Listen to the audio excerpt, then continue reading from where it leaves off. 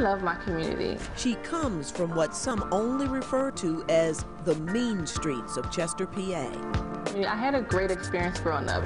The pride of Chester High, but not exactly a goody two-shoes. I was a teenager who got into trouble just like everyone else. But not everybody had Kristen's brain and grandmom, Edwina Bradley. I've been taking care of her ever since she was born. And her mom, Edith Ball, kept Kristen's eye on the ball when she thought boys, cutting class, and a prominent stuttering problem may cause Kristen to stray from the path of being sought after by universities all over. You gotta be tough to do that. Yeah, you have to be tough.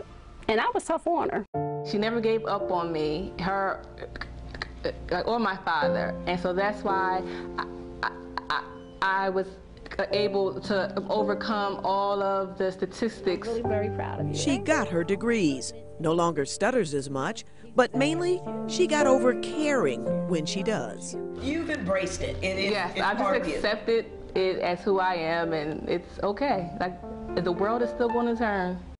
Kristen could have stayed in Florida accepting an offer from big corporations, health facilities, or universities. But she promised me that she was going to come home and she was going to help this community. Hello. Back in Chester, a wife and mother, Dr. Kristen Ball Motley, is making house calls. Okay, perfect. She's not a medical doctor. Aspirin. She's a pharmacist, here to sort through Miss Angie's wide collection of prescription drugs. That's everything now. Meds prescribed by different doctors for different reasons, some more expensive than food. To me, like, I'm on too much. And some of these, she says, have been refilled exactly the same for years. Trazodone? Yes, I've been on that a long time. Do you have trouble sleeping at night? I don't know because I'm never without this. Okay.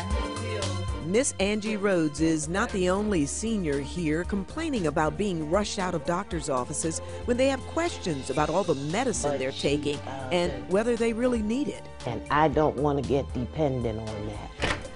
Now, many are asking for and getting help from Miss Edwina's granddaughter, who started her own medication management therapy company. You don't have to worry about that. But my concern is to make sure that you are not in pain. How you doing? Oh, Dr. Kristen, as some call her, comes to them on her own time, keeping tabs on how much they're taking, prescription and over-the-counter meds, looking for possible adverse interactions. I don't need any added problems. Sure, no. Explaining how they work. And the other thing that I did was I threw out a bunch of your expired medications at that time. And why they're even taking them. We corrected that then, and how has that been working for you since then? Not only has Miss Angie been able to lower her blood sugar, she's lost weight and stopped smoking. She's now taking fewer meds at a much cheaper cost, one drug alone dropping from $45 a script to only $6.50. She's always so willing to give you the information. I love her. So do the guys at the neighborhood barber shop, at free screenings in the park, fundraisers and health seminars where even our own Dr. Mike Sirigliano pitched in. Where does she find the time? I am blessed to have the opportunity to serve people the way that I do. I'm coming in. Lucky for Mr. Bidgal, Kristen was still in the building when he passed out again. Mr. Bidgal, I need you to take care of yourself. You taking care of everybody else. You know, she's giving. She's doing her thing. But what about getting paid for it? I mean, if this makes her happy, I'm happy. You know, if it's a passion and it's a labor of love. It makes me feel like I am really fulfilling my purpose. I wouldn't trade it for the world. And that makes Dr. Kristen Ball Motley one tough cookie. Much more to come. So you guys stay tuned. Joyce Evans, Fox 29 News.